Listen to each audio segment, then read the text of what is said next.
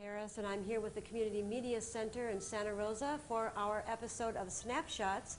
And this time we are visiting artist Charles Becker in his studio in downtown Santa Rosa, right on 4th Street, a rather unusual urban environment.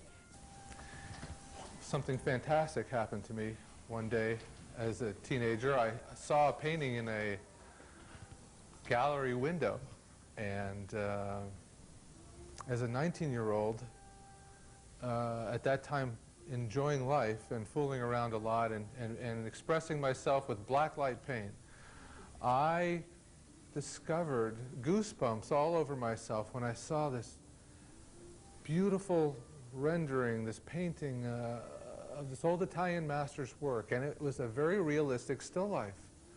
As a young hippie kind of guy, I was amazed that this would turn me on, and I just said, that's it, that's what I'm supposed to do. I knew that if I wanted to express myself in the most courageous and surrealistic way I could, that it was important for me to grasp the realistic first. For me, painting is about connection. First, it's connection with me, and then how can I talk to you? How can I find a way to connect with the people walking down the street who wouldn't normally stop and say hello?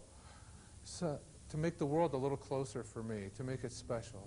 I wake up in the morning, I want the challenge. I want to find out where I can take myself to the next level. It's about my worth and about what's important in life for me. So it's a place to connect spiritually and then with other people. Now, I've sold hot dogs and peanuts at Candlestick Park, and I've pumped gas. I've done hardwood floors for a living. I needed to find a place, find something, and early on I knew there was a connection with myself in art, to express myself, to be more than I appear, to find the inside of who I am, and to share it. Believe me, there's a lot of challenges, a lot of suffering. Family has to sacrifice, but one thing it taught me is that love was what was real, and not having money meant that I must find something that was of more value, and I got that core value from my own family and my mother, my sisters and brothers, and I brought that with me, I hope, and shared it with my kids, and here we are. I was fortunate because not only did I have a chance to be in touch with myself and others through my art, but I got a chance to call it my own time when I worked. And I was a softball coach for my girls for 15 years and coached their soccer teams as well. Did other things with them. I was available, and I worked around their schedule.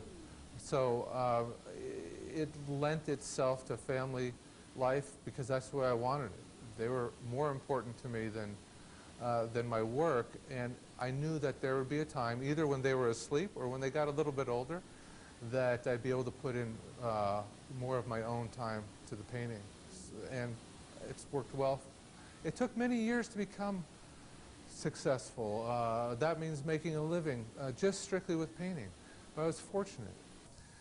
There's a personal amount of challenge going on every day to keep with it, to find the moment when you're comfortable to sit down and explore again, because it takes a lot of inner workings and moments of peace or focus to sometimes to let go of the world around you and get ready to be inside. I still have a lot of drive to become more and more better. Find that, how deep can I go? How high can I go? How much brighter can I make things? What can I put together that I will feel that I'm totally satisfied? There is a question for me. Am I totally satisfied? Because if I am, I may not ever ask myself to do better.